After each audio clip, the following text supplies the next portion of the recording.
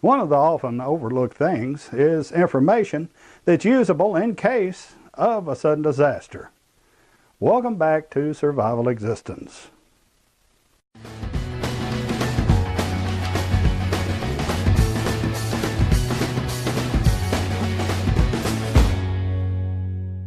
Having information available to you in any sort of circumstance is always a very important thing. Some people keep a lot of information on thumb drives, on their iPhones and other pieces of electronic equipment, which is a good thing as long as you have power to actually power the electronic piece of equipment that you're using. But when the power's out and you have no way to recharge your computer or your iPhone or various other electronic pieces of equipment, you'll have to depend on the written word.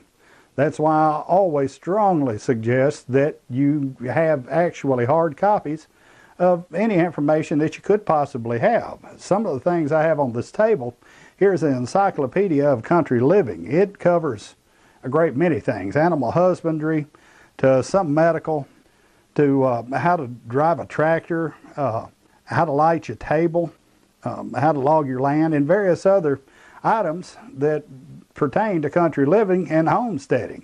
It's a very interesting book. Another book I have is Rosemary Gladstar's Medicinal Herbs. I chose it because Ms. Gladstar seems to have a certain knack of being able to convey information in simple enough form that most anybody can actually get what she's talking about. And I also have the Encyclopedia of Herbal Medicine. That explains a great many of the terminology in the herbal practices and a lot of information on some of the herbs that you have available to you. And both of those together I find quite useful for making different herbal medications and potentially what they could be used for. One of the biggest misunderstandings about herbal medicine is that it's not like going to a physician and getting a medicine prescribed to you from a commercial manufacturer of medications for a chronic illness. Medicinal herbs are used more for the long term. They're not an immediate assistance in most cases, but they are all you may potentially have in the case of, severe disaster. I also have Where There Is No Doctor and Where There Is No Dentist. Where There Is No Doctor can be a great deal of help in dire situations where someone's going to die if you don't go ahead and do something. Of course, they may die anyway, but at least you tried. And it gives you a great deal of information.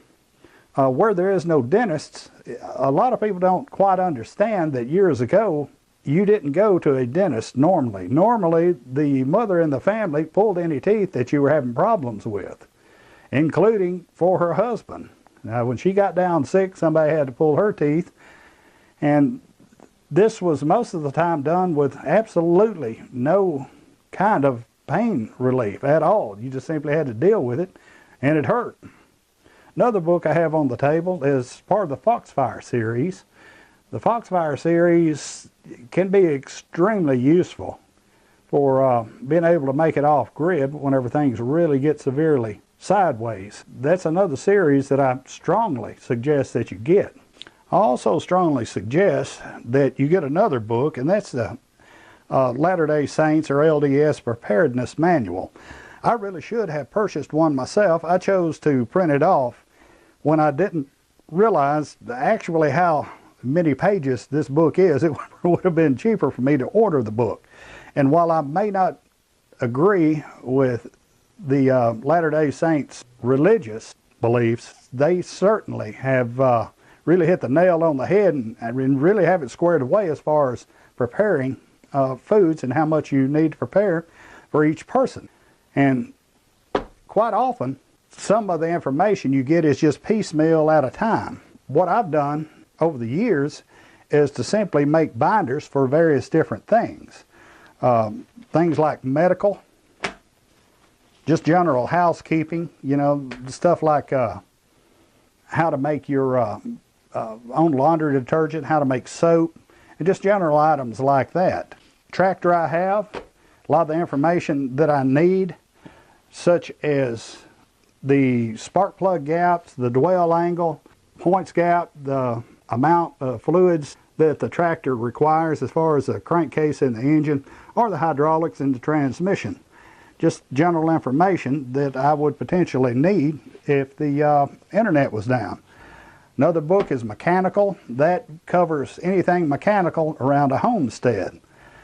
Another is Communications. Another is Food and Water. That's how to produce food and how to make water potable and clean for you to drink and use. Like I was saying, a lot of the information that you come up with is just piecemeal, and you can actually put it in a text file and save it until you have a page worth before you print it out. Then you can put them in a binder to keep them organized. Keeping hard copies of information that you may potentially need in the case of a severe economic disaster.